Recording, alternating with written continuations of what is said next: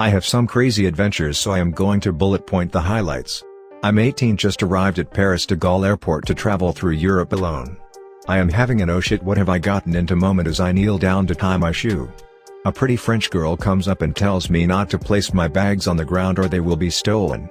When I respond, she asks if I am American. I tell her yes and thank her again. She asks if I have a place to stay in Paris. I tell her no, and she offers to take me to a hostel. The next hour is a blur as she drives around Paris giving me a mini tour as I fade in and out of consciousness in the front seat due to jet lag. She ends up telling me I can stay at her place for the night.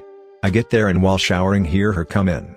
I'm thinking maybe it's a cultural norm when I hear a voice say, "You're cute," and turn around surprised to see her peeking in. I was supposed to head down to Toulouse the next day to see an ex-girlfriend. I ended up staying in Paris for 3 days. She was a 28-year-old reporter. Finally made it to Toulouse. The ex-girlfriend is a total bitch. She also has a boyfriend but makes a move on me when he leaves. I tell her no way. We end up going to a wedding in the south of France. While there I end up making conversation with several of the guests and 2 girls in particular. After ignoring me during the wedding and speaking nothing but French in the car on the 2-hour ride down there, now she is jealous and tells me she wants to go. One of the girls says she will take me to the hotel. I ended up going back to the hotel with the 2 other girls and sleeping in between them. In the middle of the night I feel someone rubbing my leg. One of the girls makes a move on me while the girl on my right is asleep. At this point Europe is the greatest place in the world. I was once backpacking alone in Italy and decided I needed a vacation from my vacation and decided to catch a ferry from Brindisi to Corfu. When I arrived there are 2 ships leaving for Corfu. One full of backpackers and the other full of Turkish migrant workers. They called them hill people, going home for a festival. The backpacker ship was sold out and myself, 2 girls and a guy I met there all got deck fare on the migrant worker ship. While buying tickets they sold out on ship 2 as well. A mini riot erupted. We spent the next day and night on the deck and it was a cultural experience. I was once in Frankfurt, just arrived and found the nearest hostel that did not have a drugged out homeless guy who had shit himself out front. There was an Australian girl in front of me checking in. They were nearly sold out and wanted almost $100. I told the girl I would split a room with her at a hotel for that and she agrees. We call a cab and a large black Mercedes picks us up. We jump in and as I sit and reach to my left for the seatbelt, the driver flips a U-turn. As he does, I catch a flash of motion and it registers that the motion is a car and it is going to hit us.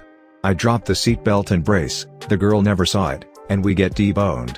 I am okay, but the car hit on the girl's side and her head hit the door pillar. She is not bleeding but is out cold. A crowd forms and I am yelling at people to call an ambulance. After the hospital trip I spend the next 3 days taking care of her at a hotel while she recovers. We decide to go to Prague after. We get off the train in Prague, and are surrounded by bookers who connect backpackers with people renting rooms out of their homes. The girl I am with has a massive lump on her forehead from the crash, but it is hidden by hair. We go to a person home and stay the night. The next morning we wake up. The knot on her head is drained and now her face is bruised and her eye is swollen shut. When we got there the night before she looked fine. When we walk into the common area everyone is jovial and greeting me and then they see her. There is dead silence. They look at me, they look at her, and back at me. I realize what they think and start saying no, but the lady starts yelling at me.